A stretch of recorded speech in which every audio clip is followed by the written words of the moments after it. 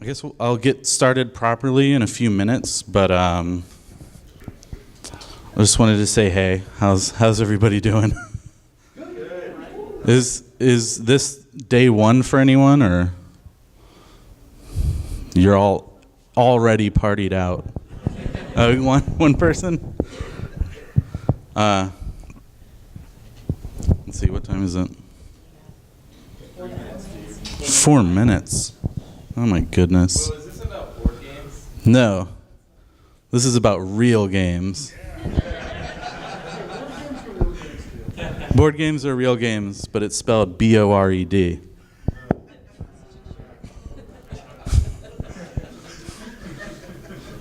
We're living in 2018 now, so we can take advantage of video elements. If any aspect of your life doesn't include video, you're Amish.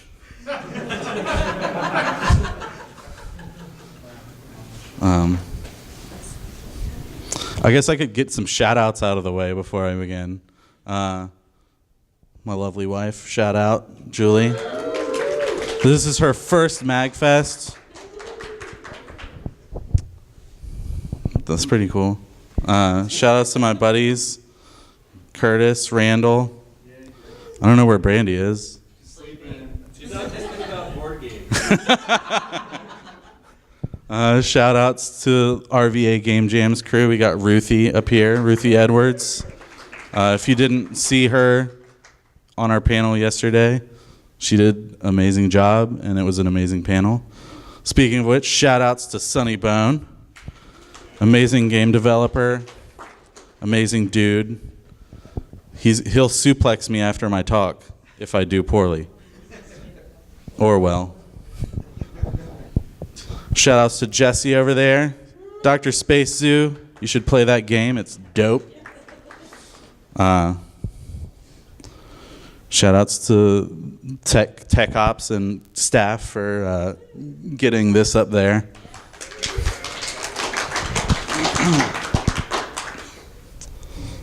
Shout outs to my boss who let me take 2 days off to go to MAGFEst. Bosses!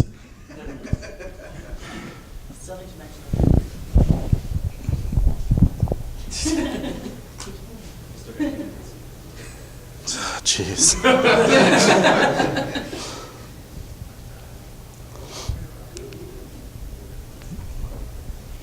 think you're okay. Who likes video games? Who likes some video games?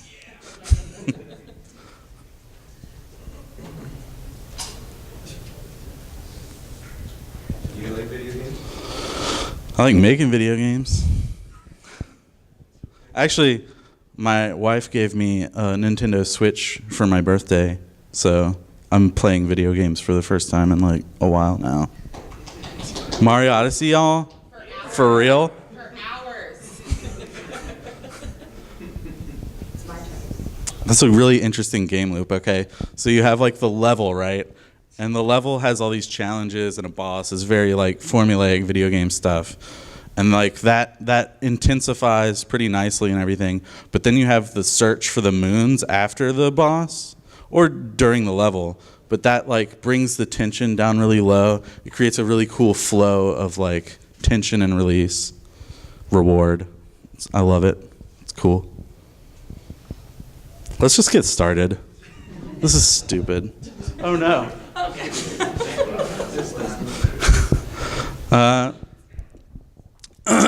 Okay. Welcome to Gamedev Bootcamp. I'm assuming a lot of you are here because you want to make some games, and maybe you haven't made some games. And as someone who wanted to make games and didn't make games before, I feel like that's a big problem. But I know for a fact that some of you already make games, and this panel's for people that don't make games. So if you have made a game, please stand up. Board games count? Even board games. Does Game Jam count? 100%, even more so. All right, keep standing. Lesson number 1 to everybody. Utilize allies. Make friends with people. Look at all these people. If you ever see any of these people ever again, you can ask them questions about their game development. Even if they're like, well, I only made blah, blah, blah. It doesn't matter because they've made something and that's like a big deal, okay? So let's give it a round of applause for all the people standing up. Okay, you can sit down. Speaking of which, I make games. These are some reasons why you might want to listen to me. I've been a developer for about 6 years. That's not very long. But I've made over 24 games. Probably way more, but those are the ones I could count online. I've earned 6 awards for the games. Most of the time, these awards mean nothing, okay? But I've shown my games at 4 events, including MAGFEst, MIVS. You should go down to MIVS, by the way. There's a bunch of indie gamers who make awesome games, and they have lots of good advice for you. I've even shown my games across the ocean in England, so... I'm also a designer. I currently work at Mobilux. We're like a product house in Richmond that makes apps and websites and all that cool digital stuff, a lot of crazy stuff. I'm working right now making games for a client, so I'm actually, even though it's not really my title over there, it's what I'm doing for a living, making games. And also, like I said, if you ever see me or if you ever get in touch with me, feel free to bother me, ask me any questions. A lot of people are afraid to bother people because they're like, oh, they don't want to tell me what to do.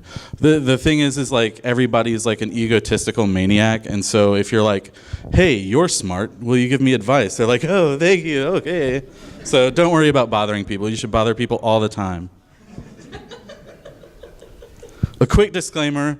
I'm going to go through a lot of different things in this talk. I'm going to go through some music stuff, some art stuff, some programming stuff. A lot of it's going to be like wrong. All of it's going to be incomplete, and I'm going to be telling a lot of fibs. As you can see, I've seen the Cowboy Bebop movie, and I don't know if Sun Tzu said that, but they say it in the movie, so... But what I'm going to be focusing on is just the information that'll make it easier for you to jump into game development. So instead of saying like, this is the right way to do it, I'm going to give you some information so that when you encounter it again, you'll kind of have it in your mind percolating already. So also don't worry if any of this goes over your head.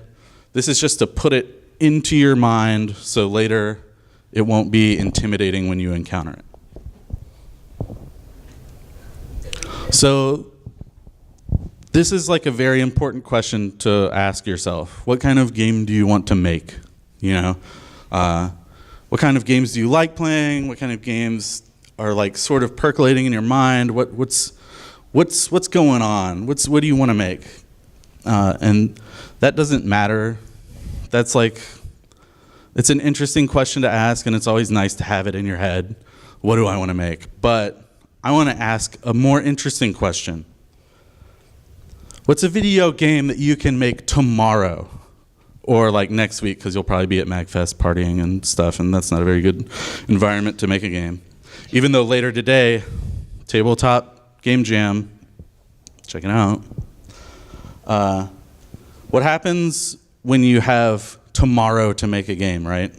All the things that you're thinking about making a game with, like, oh, I want to make this like cool multiplayer thing, and like, oh, I've seen some tutorials that exist about UDP and like connecting clients and servers and blah. But when it's tomorrow, you're freaking out because like all of these things that have stopped you before from making games are all at the front and center of your mind, and it's freaking you out because you don't know how to do any of this stuff. But that's okay. Like, we'll take it one step at a time, and it's pretty easy. All of this is stupid. I know. Shut up. So lesson number 2. Don't be a wuss. Don't be like, oh, I can't do this, so I'm not going to do it. Just think like, I don't know how to do this, but there's people out there that do. There's resources out there to help me. I should at least give it a shot. And like, don't worry about screwing up or failing. Don't worry about doing something poorly. Just try it out. Because 9 times out of 10, you'll surprise yourself at what you can do. So this is like one of the biggest things I always hear from like new people to games is like, what engine should I use? There's like all these cool engines out there, and like I hear all these cool things about them, and it's so interesting. And what game engine should I choose? Don't worry about that, because that doesn't matter at all. Like there are so many tools out there that saying like Unity or Hacksflixel or Godot is the right choice because XYZ. There's people that make incredible games with just like the most rudimentary tools. So what I think that if you're new to games, what you should start with is like, what skills do I already possess? What makes up me as a person who wants to make stuff, you know? And gaming is really cool. Making games is awesome because there's so many opportunities to take what you're passionate about and put it into games. Like, they could be skills like art or music or programming, or they could just be passions like math or, you know, systems. Whatever you're into, you can find a place in game development to shoehorn it in. So you kind of go through these tools and you're thinking like, which one of these will make the game I want to make? And like, it's a good question. I mean, like, there's a lot of things to consider. Like, if I'm making a Android game, then that limits me to a certain set of tools. But a better question is, which tool will support my strengths? Like, which tool can I work with that it will lift what I already do well to better heights, you know? And so that's what I want you to keep in mind when choosing tools, is which one's the bomb for me. Here's a bunch of tools. I'm not really going to go into any of them because, like I said, it doesn't really matter. But if you really have no idea where to start when looking for tools, go ahead and take a picture of this. I'll also post like my Twitter at the end, and I'll try and add some notes to these slides and post them there. So don't worry about it. I've used maybe half of these tools, and I gotta say they all have really good strengths and weaknesses, and you should just check them out. So here's how you need to pick your tools. Step 1, just look them up. Just look them up. Just see what they are. Ignore people that say like, you have to use Unity because Unity is like the standard, or like people that are like, Godot is the best because it's open source and I only use open source. If you need to use free tools because of like you don't want to spend money or you don't have money to spend, there's all kinds of free tools out there. If you have $1 million, you can throw it at your computer until a game is made. So you can focus on the games that people have already made using those tools. So like I said, if you're really good at 2D art or pixel art, you might choose one tool over another. If you're really good at 3D modeling, you might want to go with something like Unity or Godot, or something that supports 3D rendering and that kind of stuff. I personally went online and I was like, I need to find a tool to make games, and I want to make this kind of game. This is what I'm good at making. I found the tool that was, people were making games that looked like what I wanted to make, and I just went with it, and it's been so great. You can evaluate the features. So, like, if you enjoy using Blender or something, if this tool is good at importing Blender files, then that's a good feature to have. If this tool is good at compiling to Android and iOS and you want to make a mobile game, that's a cool thing to consider. Just try and evaluate the actual features of the thing instead of the marketing and the hype around the thing, because none of that's real. So identify all these tools that you can use and then spend some time with each of them. So like you might think Unity's the way to go. Definitely check out Unity, but check out some other stuff because we all work differently. And so if you find that your workflow is hindered by a certain tool but like really helps with another tool, you'll thank yourself for trying both tools. Another big thing is audio. Like a lot of us are afraid of making audio, and that's unfortunate. But you need to ask yourself, does my game really need music? Does it need audio? And like the truth is that yes, like all games are better with audio. Like that's part of the audio visual experience. Audio comes before visual in that sense, so hierarchically it's more important. So I made this really handy chart to help you decide where you are as a musician. And a lot of people will just be like, I'm 0%, but like that's bullshit because even babies can make some sounds and noises and they're already like way ahead of 0. And like, I can tell that all of you are better than babies. You also like, even the greatest musicians aren't, this chart doesn't mean anything, so don't worry about it. But there's all these points in between where people can make music and make music pretty well. I'm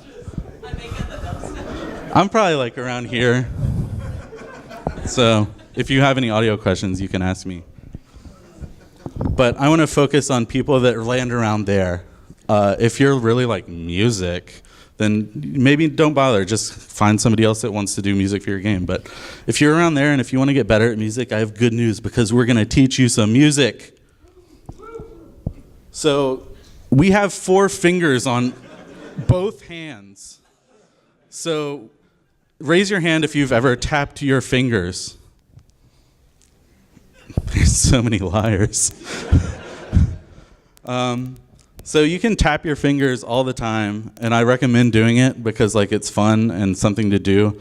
But it also helps you figure out like, where is this happening in this music? If you're like, this beat's cool, you can tap your fingers and decode how they've made the beat by figuring out where in your fingers these beats are happening, That sounds weird, but that's literally how I make beats, so. This 1, 2, 3, 4 thing is called a bar.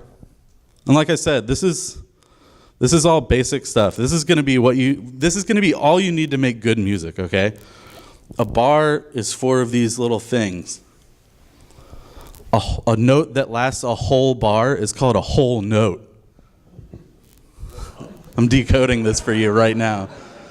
Half note, half bar, okay? Hold on to your socks because quarter note, 16th note, you can figure out how long any of these notes are by how long it lasts. And if you're tapping with your fingers, it's so easy.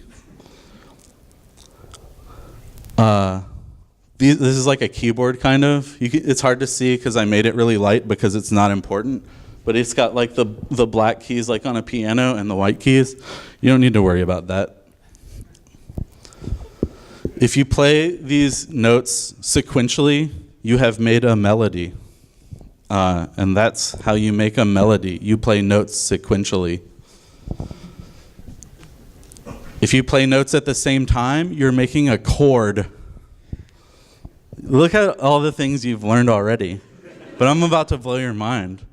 This is a major chord, and that major chords sound happy. And this is how you do it, okay? You start off with a note, and then you go up 4, and then you go up some more. 4 and 7. 4 and 7 are the only things you need to memorize to know how to make a major chord. And guess what? Minor chords are easy too.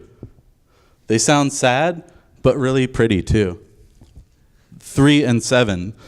That's all you need to know. 4 and 7, 3 and 7. 7 just alone sounds good. 3, 4 alone just sounds good. So when you're making music, it's like we were talking about this a little bit in our panel. We're talking about most of this in our panel earlier, so I'm sorry for all the repeat stuff, but it's important to know this stuff. When you're making music in software, I feel like there's a divide from how we naturally make music in our heads and how we put music into software. This kind of thing really helps because usually it's just you see these lines and you can put a note and then count up 4 lines and put in a note, and then count up 3 lines and put a note, and then you've made a chord and it sounds really good. That's how I make music. You can play chords sequentially to make a chord progression. Now this is essentially jazz. That's just how easy it is, okay? So like, this is all you really need to know to make good music. Like, this is what they expect you to know going into like music school, you know? But this is all the music theory you need to know to make good music. So you use notes and chords, melodies and chord progressions as building blocks so you can build entire tunes. And a lot of times people are worried about like, oh, I'm not good at music, so I'm not going to be able to make music. But literally, if you just take what I told you and just like dick around for a little while, you can make music and it'll be really nice. So everybody wants to know, what about software? I have some suggestions. If you want it to be really easy, look, that's not even a good chord. They don't know how to count like you guys do. But this is called Bosca, I don't know how to speak Gaelic. But it's a very cool tool, and it's very easy to use, and it's very friendly, and you can use it online, so you don't even have to download it. And you can export stuff as waves, so it's so easy, so good to know. If you want something more complex, if you play with that and you're like, I want to go deeper, there's digital audio workstations like Fruity Loops and Ableton Live and Cubase, and there's a million of them, and they all do the exact same thing. So don't worry about which one to use. Just check them out and play with them. There's usually free demos, and you can like pirate and stuff. If you want to be like super legit chiptune, you can learn yourself some tracking, okay? Trackers are like super tough to get into, but once you know it, it's really easy. You can't really see it because this is like a really bad VGA connection. But these are all just notes, and then you have numbers to give it like data like, oh, I want it to play this little trick, or I want it to end sooner or something. So trackers are like difficult to look at for beginners. But like I said, if you just jump in and mess around with it, you can run into a lot of walls and learn a lot of cool stuff. If you want some combination style stuff, I really like a tool called Renoise. It has a tracker interface, so you can feel super legit, but it also has all these kind of like features that a fully featured DAW has. Let's learn about sound design now. This is a sine wave. Sine goes like this, right? It's like math, and the Greeks found that out. If you do a bunch of sine waves in a row, you kind of get like a doo sound.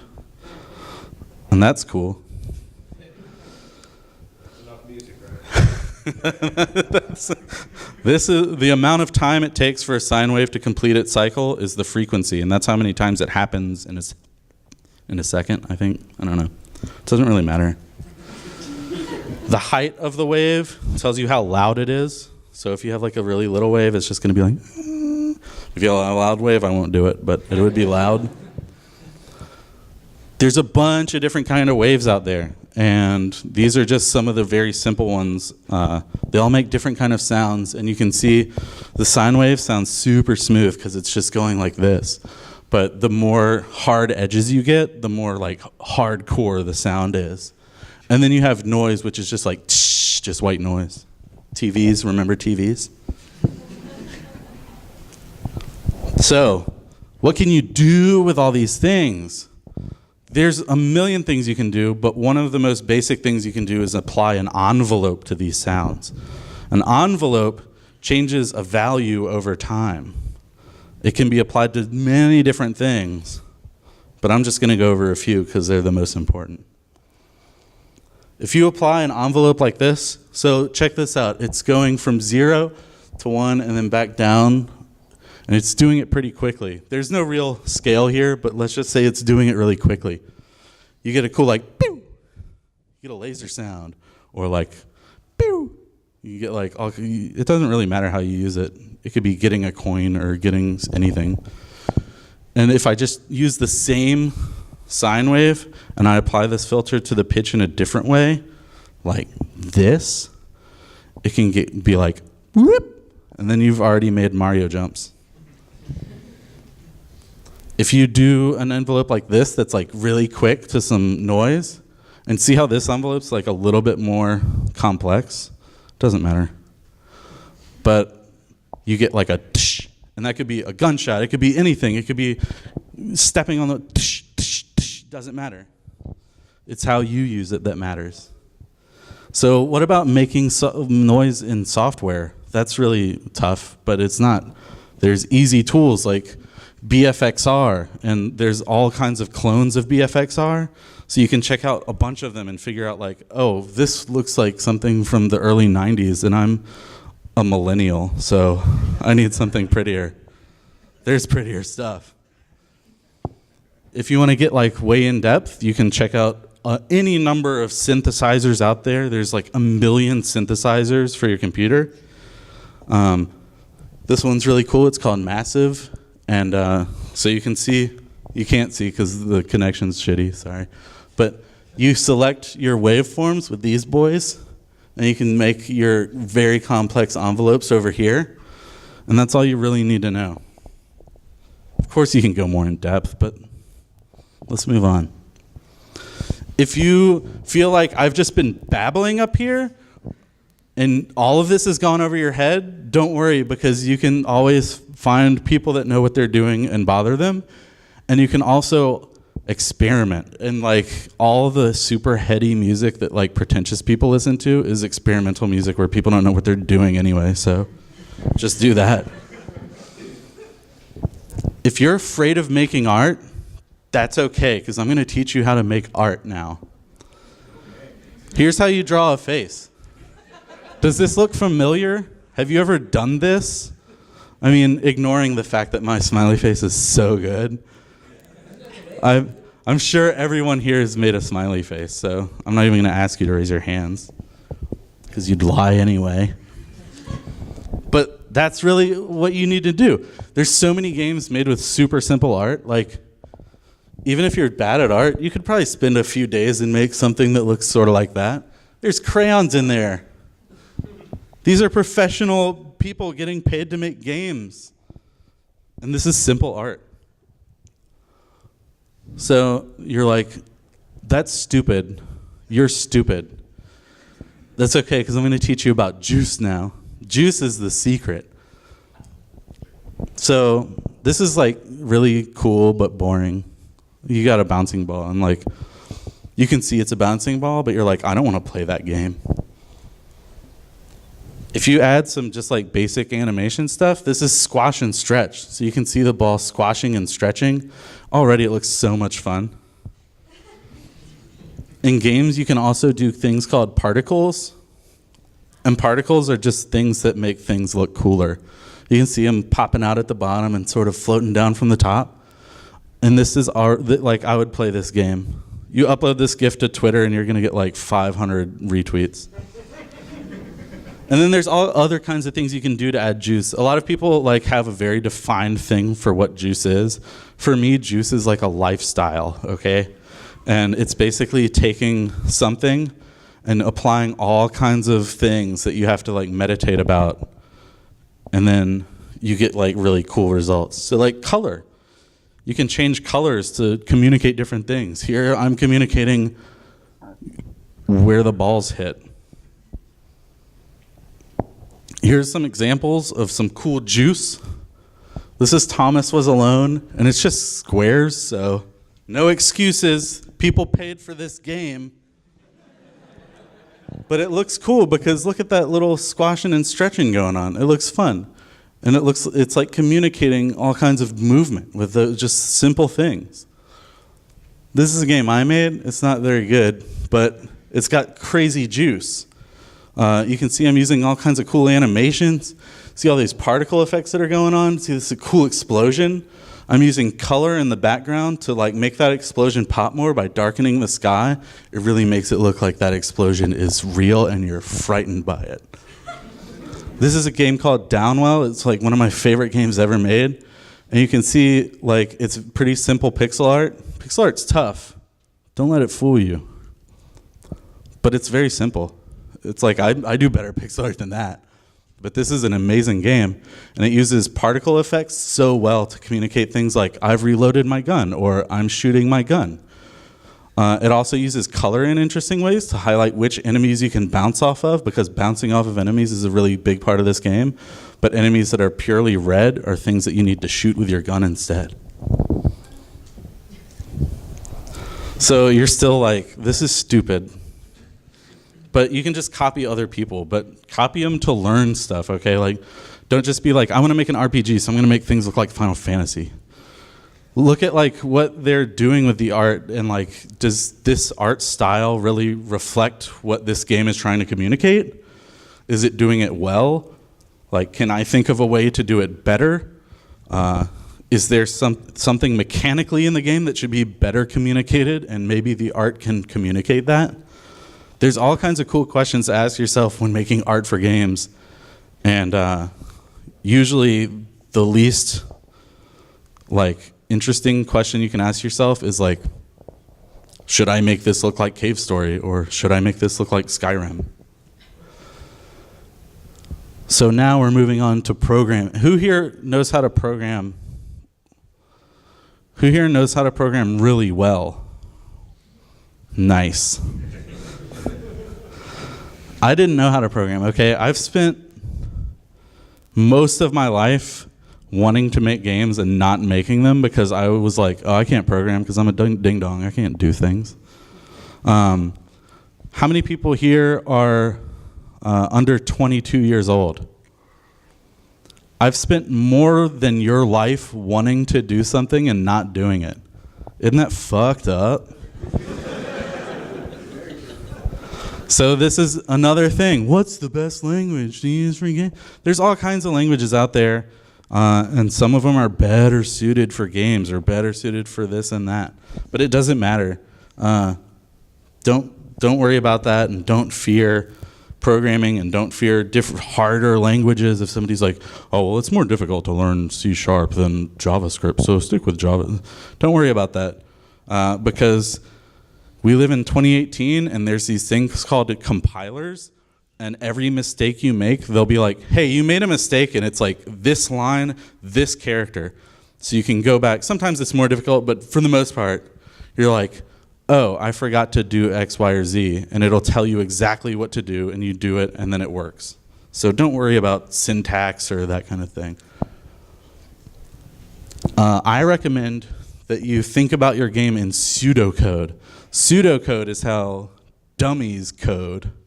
It's not really, it's how everybody should code, because instead of worrying about like how this language works and how this syntax works, you're just thinking about what are the things I need to do in this game to get it to work. So instead of saying like, okay, for I equals whatever, I less than length of this array, I plus plus, do this. Instead of going through that in your mind, just think like, oh, I need to take this group of things and do something to these things. And that's like a very easy way to think about things.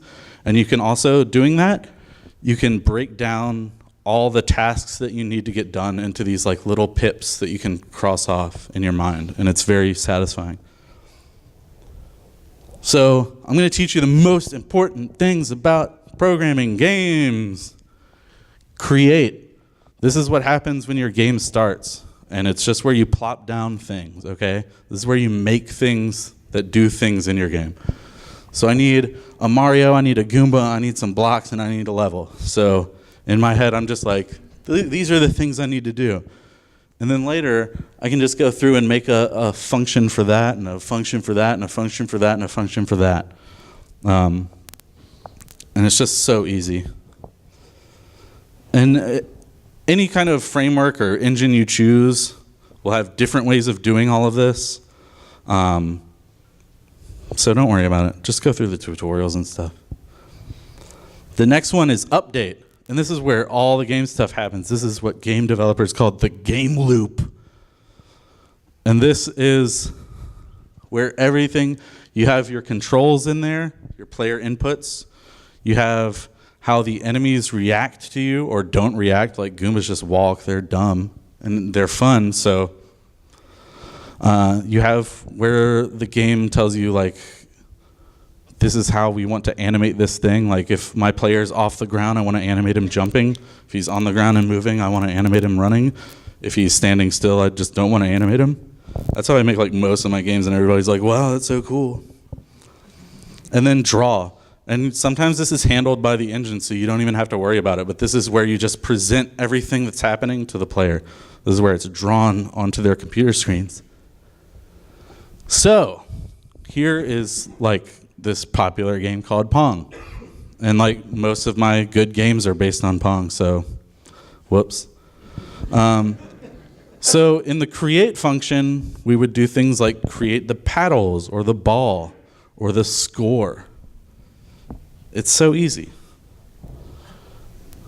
Oh, wait, I forgot that this isn't spelled out on the screen. The update function, however, who can tell me something to do in the update function? Raise your hand. Maybe animate the ball. Animate the ball, yeah, you could do that. You could squash it and stretch it to let people know, like, if they just glance at the screen for a second, they'll know exactly where the ball is coming from, where it's heading. That's a good one. Anybody else? Check to see if someone got scored a point. Yeah, so you would check to see if the ball is left the screen, and you would check to see which side of the screen it's on and give the other person a point. What would you do immediately after that? Check to see that it respawns. Yes. So exactly. So there's all kinds of things you can do.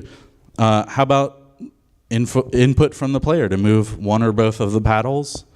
You could write a very simple AI for the other paddle to just try and match the ball's vertical position, maybe slow it down so sometimes it misses.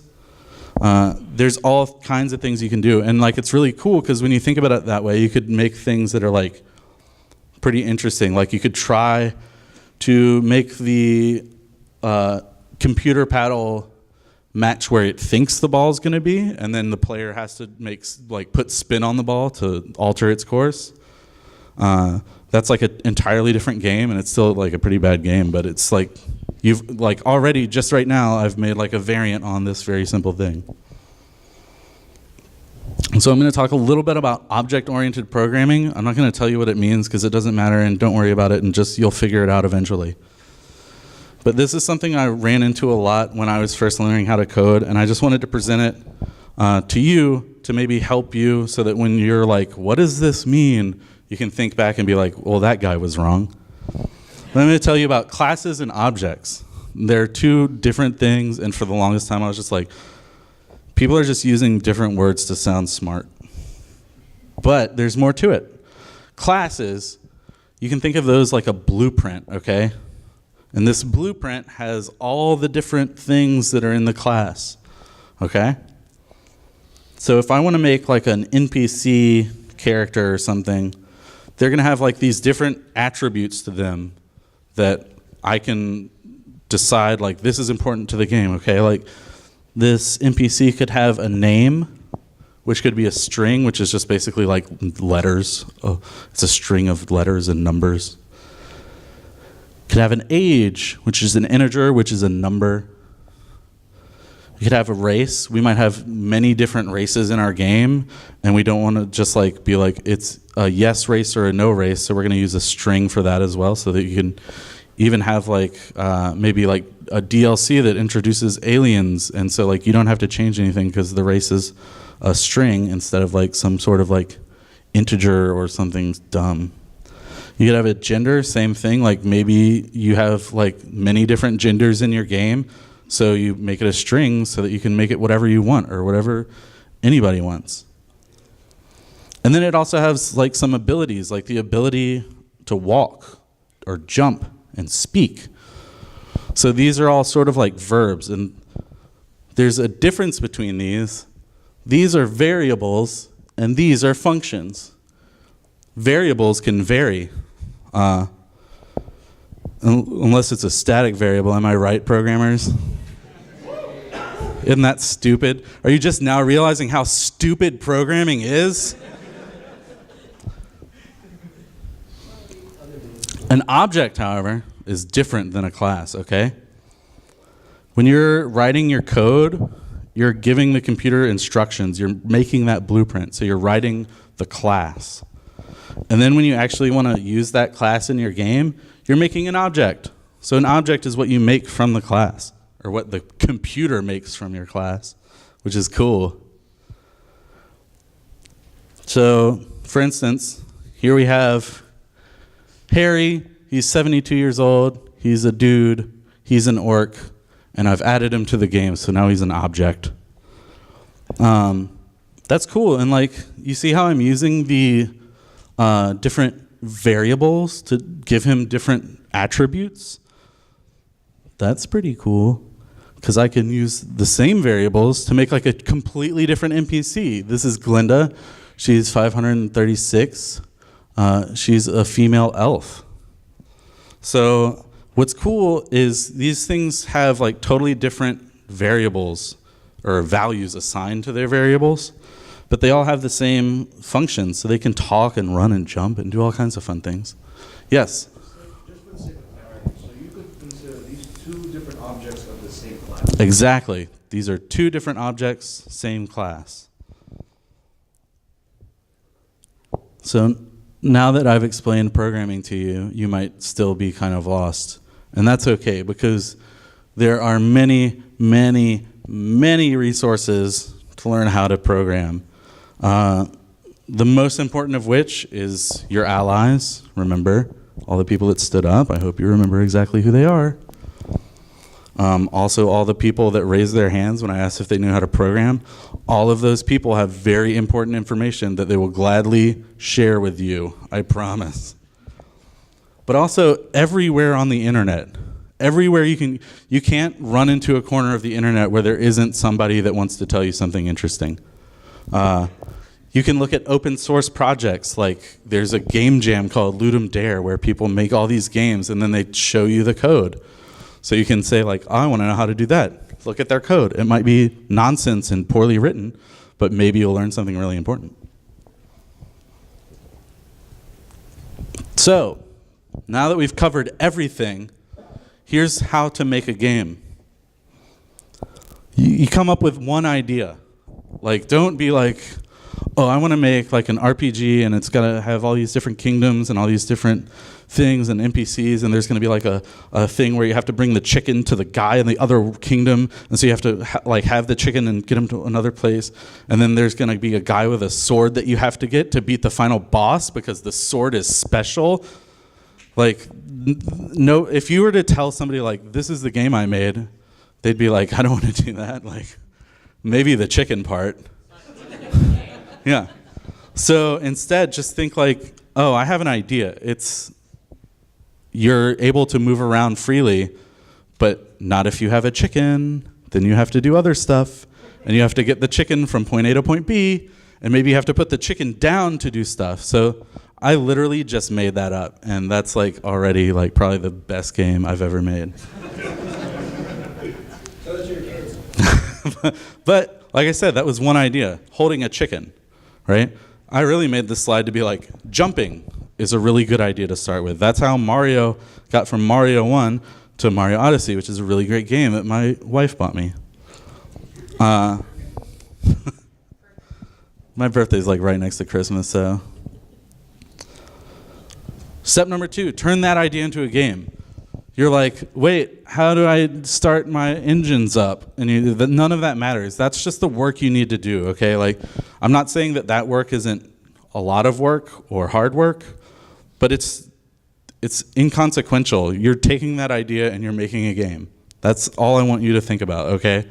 Like, and if you're like, oh no, I can't make a game from my idea, maybe your idea is too crazy. or like not crazy enough or too complex. Just make it simple. Like carrying the chicken could just be carrying, right? I could make the squares. I could make the square carry a square. You're done. And then iterate on that. This is the last step, okay? And iterating is really tough because it feels like starting over, but starting over is like a really good thing to do because you're going to be doing something you've already done, which means you're better at it, which means it'll be more fun to do. Iterating also doesn't mean like starting over. It could be completely scrapping everything and starting over. It could be making some features that you realized should support this core mechanic and then releasing that. It could be, 5 years after you make a game, you want to iterate on it and make a sequel. Iteration is just like a really cool way to take what you've learned and apply it in the future. And that's literally how people live. So now that you know how to make a game and you know how to make art and music and you're an expert at programming now, here's some good advice. Do tutorials. And I'm not talking about like I said earlier, like, oh, I want to make a game where it's like a third-person camera, so I'm going to look up Unity third-person cameras because this is my first game, and I don't know how to do Unity third-person, over-the-shoulder cameras well. Don't look up that tutorial. Do the beginner's tutorial. Do the getting started tutorials, because that stuff, like things like how to make a graphic and how to put the graphic on the screen, how to move the graphic or get the graphics position, you can make entire games with those 4 things, and they're 4 things that they're pretty easy to learn. So do those beginner tutorials because those will give you really simple tools that you can use your own like imagination and ideas to accomplish like really cool things. Number 2, do game jams. A game jam is basically where you take a weekend and you make a game from scratch, and it can be part of a giant global thing like Global Game Jam or Ludum Dare. It could be part of like a local thing or a thing on like itch.io. Who knows that? Everyone should look that up because it's like in a really cool site with a lot of good games. And they host all kinds of game jams. Like right now, if you were to go there, I'm sure there's like 5 game jams happening right now that you could do. Game jams are also really amazing because you learn how to make a game in a weekend, basically. Like, for instance, like I was saying, I spent 22 years of my life not making games, and then over the course of a weekend, although I had done like maybe a few weeks of like learning how to program, over the course of a weekend, I went from somebody that had never made a game to somebody that had finished a game. And it was like a really shitty game, and like I'm not even going to talk about how bad it was, but it was bad. But like that was my life goal. And it was a weekend, like there are so many things, like you might want to get married or have children or like learn how to cook the perfect scrambled eggs. And that's going to take a long time. And like, well, no, you can scramble eggs in like 5 minutes. But it only takes a weekend to make a game. And that's like something that really blew my mind because I had never made a game. And I thought making a game in a weekend would be super tough. And it was like hard work, but I did it. And then I was like, oh, making games is actually like very easy. Making really good games that are very polished and have a ton of content takes a lot of time. But making a game is super easy. Make small games. So like I just said, like don't start off and have all these ideas and want to make this giant thing.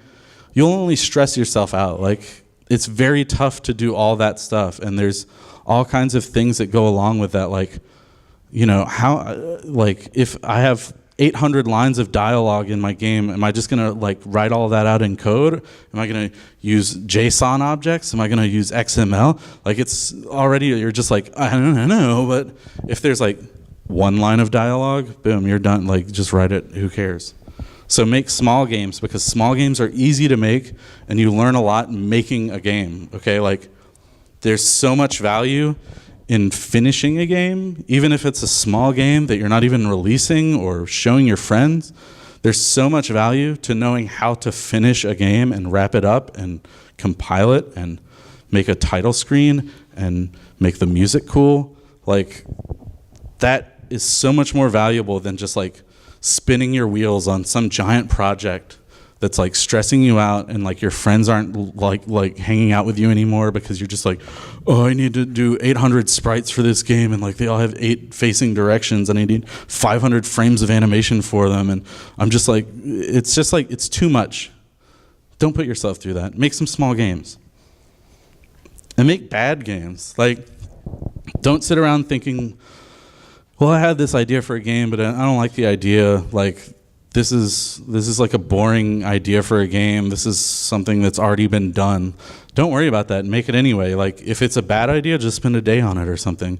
You might get like halfway through it and think like, oh wow, all of a sudden, this has revealed itself to be like a crucial part of this game that I had no idea. Like, one of my favorite games I've made is called Wobblelob, and I just wanted to know how to do Pico 8. Has anybody heard of Pico 8? You should check it out because it's super cool. And it's pretty easy to learn because there's really great tutorials out there. But one of the tutorials was just how to make a Pong game. I told you. And it was just making a paddle that goes back and forth, and the ball would go from the up to the down, and you would try and catch the ball and make sure that it doesn't fall below the paddle. So that was like a very easy tutorial to go through. And at the end, I was like, what could make this more fun? And I realized, like, oh, maybe gravity could make this more fun. So I just added a force that made the ball fall like it was affected by gravity, which is, like, very easy. I won't even go into it because you'll be able to figure it out on your own. And then I was like, this is still kind of dumb. But I noticed that I kept trying to, like, hit it against the walls. So I was like, oh, well, that's kind of a fun aspect. So then I just made it so that you had to hit it against the walls to get like score multipliers. And then all of a sudden, I had like a brand new game that nobody made, probably somebody made it before, but not that I've seen. And like it's super fun to play, and I've played it for hours, and I get like real competitive about it. So the most important things are to bother people, find them, ask them questions. Don't worry about upsetting them. It is their duty as human beings to help you in your journey. And try something new. Like, don't be afraid. Don't be a coward and say like, oh, well, I can't do art. And even though I want art for my game, I can't do art, so I'm not going to make the game. Just try and make art. And if it's crappy art, maybe find what about my crappy art is appealing in some way. Like, maybe it's so bad that it's like kind of awesome. Like, Undertale has pretty crappy art, let's be honest, okay? Like, pixel art, come on. This is where you can find me on Twitter, and this is where you can find me on email.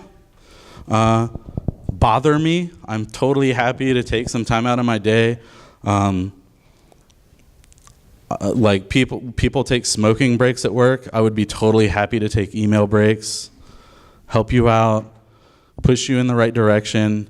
And also a word about accepting advice. Sometimes the advice isn't what you want to hear, and it's also sometimes the advice is wrong, but you can kind of glean a lot of information from it. So if you're like, how do I make this kind of game? Maybe the advice is like, well, maybe you shouldn't start off making that kind of game. And you're like, well, that sucks. But maybe that advice is right. Maybe that person had tried to make a similar game and they ran into a lot of issues, and they know where you are in your journey of making games, and they're like, maybe you aren't ready to do a massively multiplayer online RPG game, because I tried that and damn. So let me see what time it is. How much time do I have? We have some time for questions. Does anybody have any questions? Bother me? Well, it's not really a question, but something I'm pretty sure everybody just stood up and said, those who felt like me, but I don't, I promise, is fail. I think that's super helpful. Mm-hmm. Fail and fail again and again and again. Failing is how you learn, basically. It's the first attempt in learning at AIM. So that's another thing, is like make small games so you can fail quickly. Like do game jams so you fail over a weekend instead of failing over 12 years or something. There's always been something I like never understood about programming, or like the programming side of it, and that's like this idea of checking if You have to constantly have your game checking for like, is the player touching the ground, is the player getting hit, is the player shooting, or like, can you have it like after certain actions trigger certain events? You could do it either way, really. And like programming's so cool because it's like a blank canvas. So you could do whatever you want, really. You just have to try and figure out how to do it within the programming language. So like I was saying, these things have variables, and you can make those variables like accessible from other parts of your game. And so if you want to see if, you know, the player character is moving, you could check that player's velocity on the x-axis and then say if that is greater than 0 or less than 0, that means he's moving. But you could also say like, instead of doing that, you could say like if the player is pressing the right button, let's change that velocity and also play the running animation. I kind of like doing the former because you can kind of segment it out, and when you have like giant chunks of code, it's like really tough to read. But you can sort of like segment out your code and use functions. You'll learn how to do it, so if this makes no sense to you, then it will when you actually do it. So I guess just a follow-up to that would be like, is it okay to have your game checking just like? Yeah, because like, well, I mean, it really depends. So like computers are insane right now. Like, if you were making Super Mario Brothers, you would have to make like all kinds of like concessions to the hardware that you're working with. But computers are so ridiculous now that like for instance, if you buy like a modern 2D pixel art platformer game and you check and see how much like CPU it's using like so much of your computer's power just to do things that you would assume like, oh, like Super Metroid did this on like a shitty Super Nintendo, so why is this using this? And it's because like you no longer really have to worry about that as much, and so don't worry about optimizing things if you're unaware how to do it. Just do it, and then if you're actually like running into problems, you can bother some people that like are good at optimization. But yeah, in all of my games, I'm like most of them run at 60 frames a second, and so 60 times a second I'm checking like hundreds and hundreds of things, and it's totally fine. No problem. What kind of pushed you into making games after 22 years of not making games? So I'll tell you the entire story and try and be quick about it. When I was like 4 years old, I played Mario, and like the first thing I remember drawing, I'm sure I drew like all kinds of shitty stuff when I was a kid, but like the first thing I remember drawing was like a map for my game that's going to be better than that. And so like ever since then, I'm like, I need to make games. And I just never did because I was afraid of programming, because I wasn't good enough at art or not good enough at music. And then I was in like a really shitty technical college that had like a game design course. And they were like, oh, sorry, we're not doing this anymore. And I was like, I have spent so much time like trying to like go to school for this or like do tutorials on this, and then I would run into a wall or something.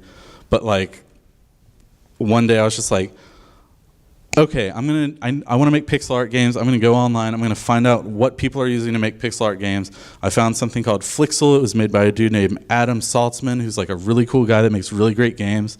And it's a framework that's for Flash, which at the time was dying but not dead. And I was like, whatever, who cares? It doesn't matter, because making Flash games is better than not making games.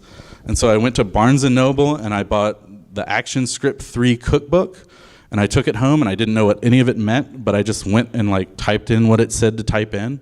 Because in the past, I would do things like, I want to learn how to program, so I bought like a C++ primer, and I went through and it was like, type this, and I was like, what does that even mean?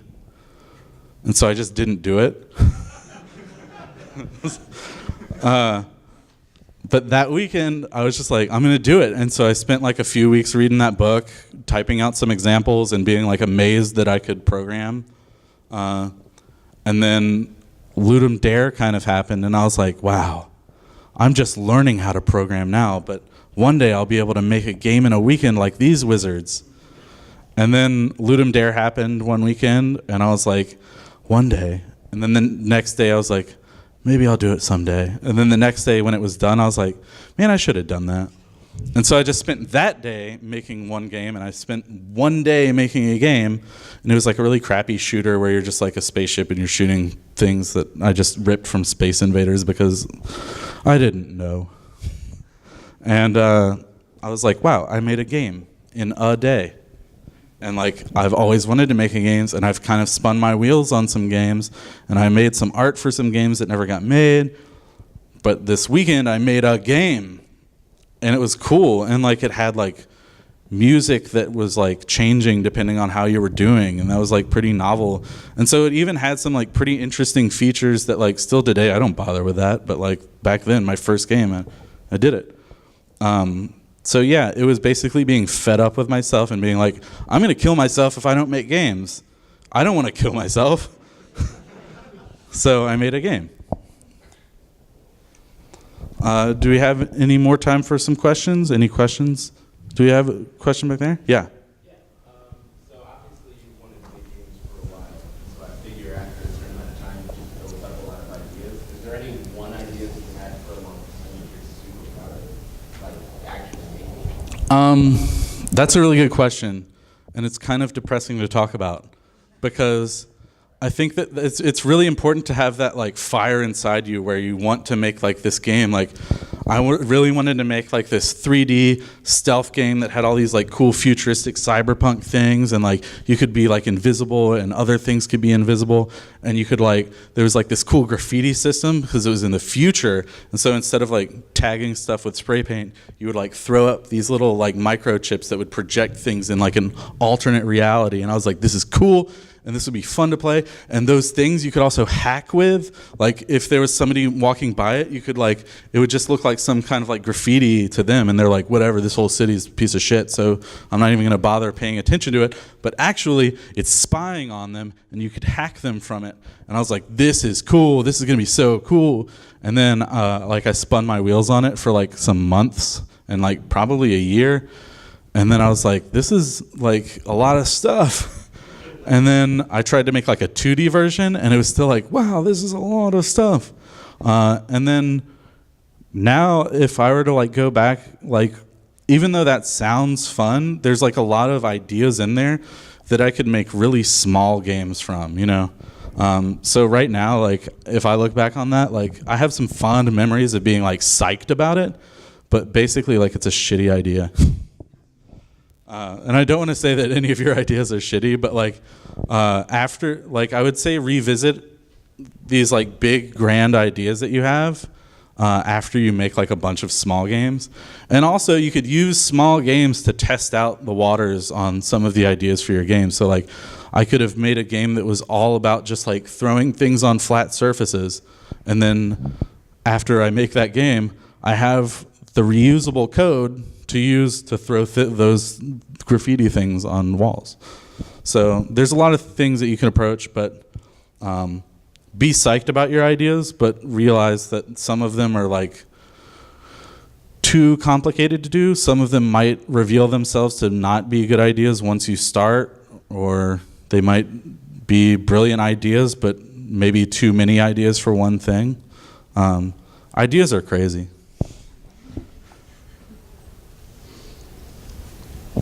At the end of the day, did you ever go to school for programming or to become a game developer? So I went to school for like a year and a half to, or I guess 2 years to be a game developer. And I learned absolutely nothing because game development is a giant field where anything is possible. And there are some really great programmings, like in like NYU has their game center and they do a lot of cool stuff there. But a lot of like for-profit things are like, here's how you make games to get in the industry. And there's nothing wrong with trying to get into the industry. I'm not like knocking people that have like, that want to do something in like AAA games. But they'll be like, this is how you model things. This is how you animate things. This is how you put things in Unreal. This is how you light them. And like we never actually got to making a game. And luckily I had cool enough professors where I would just be like, I'm just gonna make a game for this project. Like, this is like a course on how to make videos or something. I'm just gonna make a game because let's be honest, this is bullshit. And they're like, yeah, okay. But also, so like I've been interested in making games, so I've kind of like been learning here and there about making games for forever. But like the honest to God truth is I learned more that day that I actually made a game than I ever learned trying to like read up on how to make games or going to school for games. So that's why I think like game jams are really important, because you don't learn about making a game, you just make a game. And in that process, you learn a lot about making games. Yes, fail. Don't worry about failing. Like that's another thing that like, there was a point like I had one Ludum Dare. So that was another big thing. Like I was like, one day I'll be able to do Ludum Dare. One day I'll be able to make a game in a weekend. And then I just did it, okay? And then I was like, wow, that was cool. And like they ranked the games at the end and I got like 500 or something. And I was like, whoa, one day I'll be able to make a game that's like top 100 or something. And then like a few Ludum Dares later, I made a game that was like 50 or something. And I was like, wow, one day I'll be able to make a game that's top 10. And then I made a game that's top 10. And then I was like, holy crap, one day I'll make a game that's number 1. And then I made number 1. And then I was like, okay, nothing happens after that. And then the next few game jams, I was just like, oh God, now everything I need to get number 1 with everything. And then those games sucked. So, yeah, I forgot what the question was. But yeah, yeah. Once you get a basic grasp on all the basics, how do you figure out the best next avenue, advance in your skills without getting overwhelmed with all the possibilities? So the real trick is to just not get overwhelmed, and like if you're feeling overwhelmed, maybe dial it back and then return to that later. Like when you're done with the game, post-mortems are what people make after they've made a game, and they can tell you like what they've done right and what they've done wrong. I'd like super recommend at least for you to do that in your head. A lot of the times, like I would bang myself against the wall and just be like, well, that didn't work because that's too hard. But then I would like, now when I do that, I'm like, well, that didn't work because I'm not good at that. Is that something I want to get better at? Or is that just something that's like not in my toolbox, so that in my next game I just don't even consider it? Or maybe it's something that like I got really close to doing, and so like I'm gonna do it one more time and like maybe still suck at it but nail it. Yeah, it's really tough because like I said, there's a million things that go into a game, like screensavers. And so a lot of those things are tough, but not all of them are like completely necessary. Like if you suck at making music, you can still make crappy music and put it in your game. Like the trick is just to not be overwhelmed that like my music's not good enough. Like this dude won a Grammy with his game soundtrack. Like where's my Grammy? Like just don't worry about that. Like I said, like when I won number 1, I was like more like stressed out than I was like relieved that I had finally made it or whatever. So like don't worry about being like really good at something, because the truth is like the more you do it, the better you'll get. And so if you're okay with being bad at it, you can get better faster. Is that about it for time? I mean, we could keep going until somebody tells me to stop. And I'm okay with that. Does anybody else have any questions? Yes. I teach game design to kids 6 to 14. That's awesome. And they make like really cool games all the time. And it's over the course of a week. So like, if you guys are actually worried about like making games, 6 to 14-year-olds are doing it every summer. The company I work for is actually called Black Rocket, and we're mostly in the Northeast, but we're doing like turnkey stuff. And we actually we're teaching around the country too. So if you guys ever want to apply, we also teach you how to make like basics of games, and we need as many teachers as possible to learn how to teach kids. And by teaching kids, you actually learn something yourself. The last time, I think this past summer, a group of kids actually made a rock paper scissors game where only one person can destroy the other person, but have to avoid the third person from getting to them. It was was like a cycle and the box would close in. And I was like, it was a pretty cool game, like concept for how simple it was. It was a 3-player game, just a maze, trying to dodge each other like a wreck race. You could only destroy one person and have to avoid the other person. Something that simple was like made by I think it was actually a 6-year-old, an 8-year-old, and a 9-year-old. So Yeah, that's insane. That's so cool. Like I've done like a little bit of mentoring lately at like this high school, and I just like assumed that these kids would be like I was in high school and be like, I want to make a ninja game, and I've drawn all these ninjas, and I can't get them to move.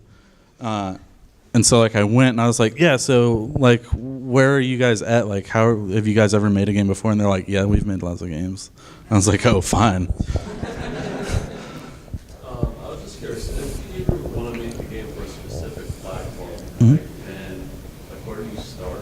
Like for example, let's say I want to make something for the Xbox. So that would be one of the things. So like if you want to make a game for an Xbox, there's a lot of like implications to that. Like that means that your game should be played with a controller.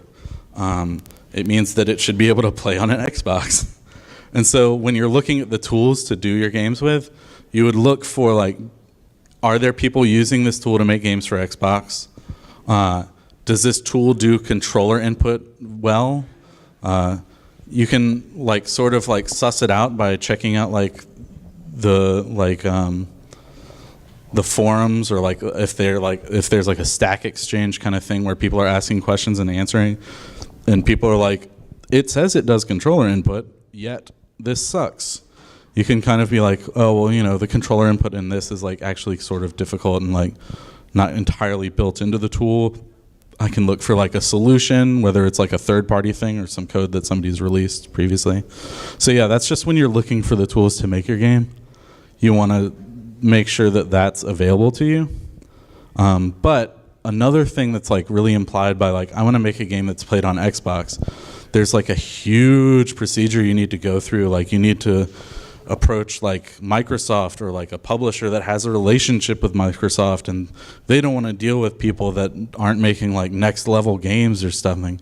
And then like also your game has to like make sure that your game doesn't like break after being on for like 500 years on an Xbox or something. Like it's a crazy like procedure that you have to go through. And so it's like me personally, I was like, I want to be able to use a controller with my games. Oh, there's like a plugin for this for Flixel that I can use. So like, if you're like new to making games, then as someone just giving you advice, like if your goal is to be played on Xbox, I would start with like, let's play it on the computer with a joypad. And then like after I've kind of made a prototype that's like fun, then I can like invest more time and energy into learning this other framework, or making the game more crazy, and like talk to people, like talk to publishers. Like a lot of people like think publishers are like these big things that like, it's like when you're in a band and you're like, one day I'll get signed. But like if you just talk to these people, they have like lots of great advice, and just reach out to them. And if they don't talk to you, then they can suck an egg. And eat it too. Any other questions? Yeah. What's the biggest project you've ever been a part of? That's a good question. Most of the games that I've failed to finish have been big. The biggest project I've been a part of is this game I released on Steam called Redshift Blueshift, and it's ridiculous because it's a Pong variant. And it's like definitely not the biggest game I've made, but the process of like making an LLC so that we can like get it on Steam and do all the stuff that Steam wants you to do and hook it up to their API and make sure you have the trading cards, and the emojis I made for Steam are like have a solid colored background, and they don't like that even though nobody will ever use these emojis. It was just a lot of work. How long, like that process itself, you just do like the LLC, you're not making the game? That's kind of a tough question because there's so much overlap, but it took a long time for me to. It took it took 2 days to make the game. It took a few months to polish it, like maybe 3 or 4 months. And then it took like 6 months more to do all that stuff because that also includes like you're waiting on people. Like I had to put it on green light. We did like a promotion to like support the green light. And so there was like a lot of waiting on other processes to finish. And so not all of that time was hard work. Some of it was just waiting. Some of it was like trying to debug like the API for Steam or something.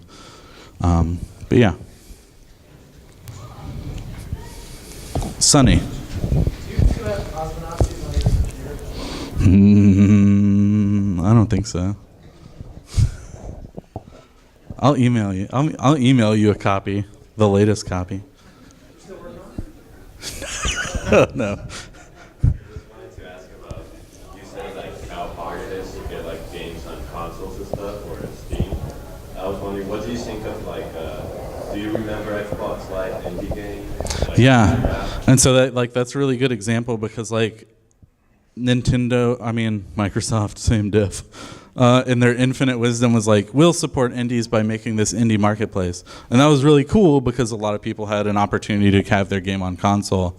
And I think that's really cool in itself. But it also made like a place that nobody wanted to go because there were so many, like that wasn't the correct, they didn't have the right audience for that, right?